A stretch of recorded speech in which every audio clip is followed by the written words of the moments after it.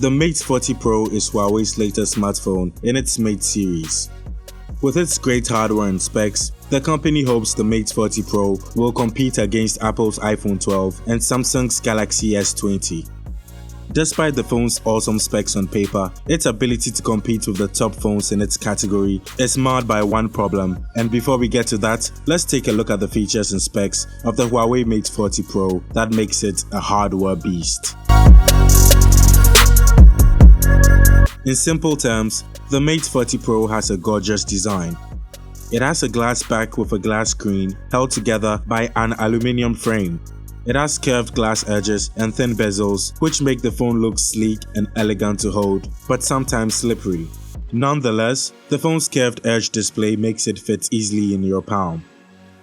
The power button and volume controls are on the right side of the phone. They are easy to reach, but might present a little challenge to people with small hands.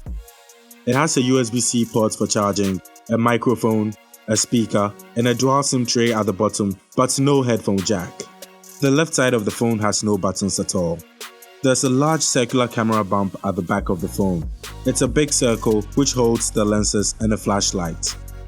The front shows a large 6.76-inch screen that curves nicely to meet the metal frame. There's also a large pill-shaped cutout at the top left corner of the screen for the dual selfie cameras. The Huawei Mate 40 Pro comes with a large 6.76-inch Full HD Plus OLED display with a resolution of 2772 by 1344 pixels. The display looks very pretty and sharp with bright colors due to the OLED HDR10 tech present in the phone. The phone's curved edges tend to produce glare when viewed in direct light. It's however bright and easy to view when outdoor. The panel has a 90Hz refresh rate, which is a big disappointment considering the phone's price and the fact that other phones are offering 120Hz refresh rates for less money. Another thing you might find distracting with regards to the phone's display is the pill-shaped cutout at the top left corner that houses two selfie cameras. It's quite big and therefore cuts off a chunk of your viewing area.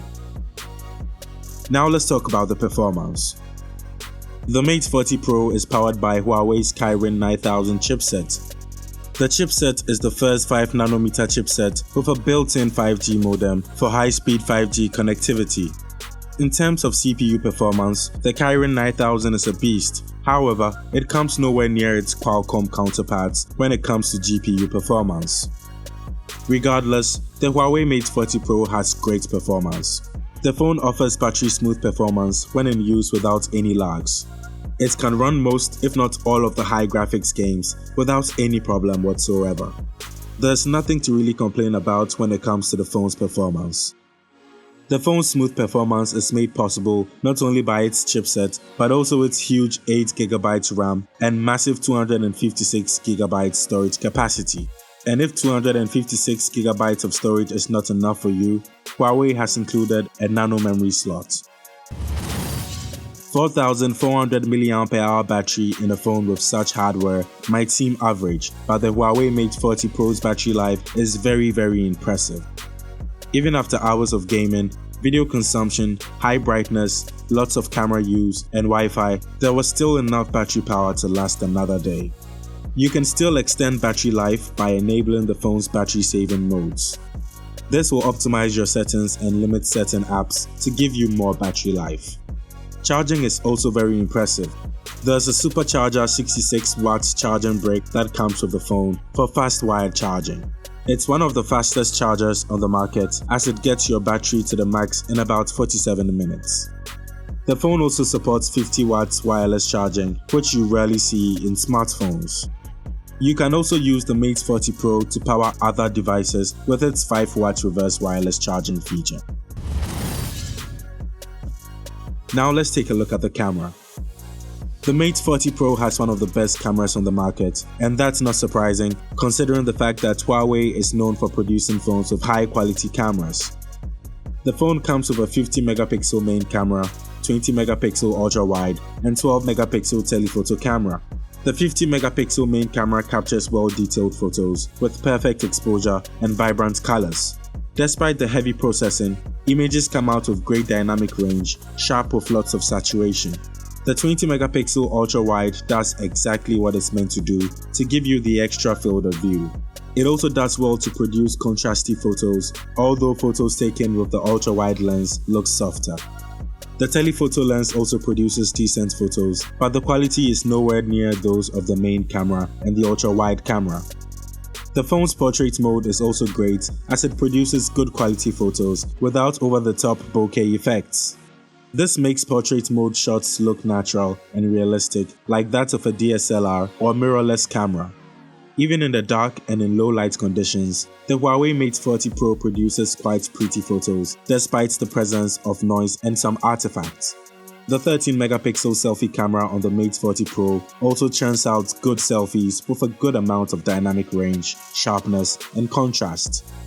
In terms of video, the Mate 40 Pro can record 4K videos at 30 and 60 frames per second. However, if you activate image stabilization, resolution drops to 1080p at 30 frames per second.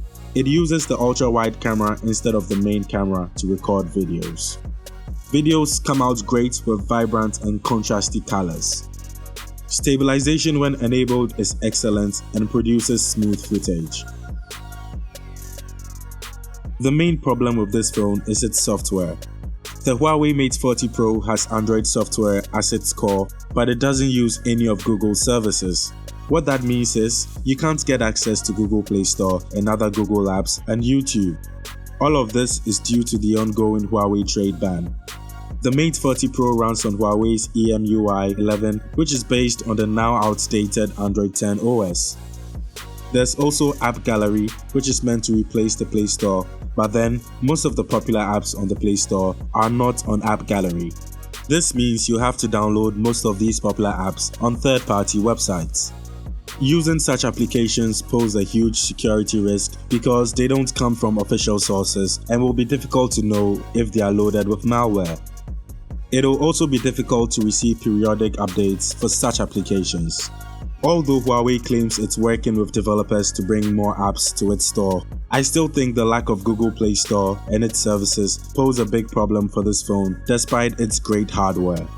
This is because recommending a phone worth $1,420 without Google services will be a very difficult and impossible task, especially when there are affordable phones out there that cost half the price with Google services. Now here comes the big question. Should you buy the Huawei Mate 40 Pro? Yes. Buy it if all you need is a camera phone that can capture good photos. You can also get one if you don't really care about the lack of Google services. If you're a social media fan who uses a lot of apps and is also on a budget, then this phone is surely not meant for you. That's all for the Huawei Mate 40 Pro review. Leave a like or comment if you enjoyed this video, and also don't forget to subscribe if you haven't done that yet. Until the next video, it's bye.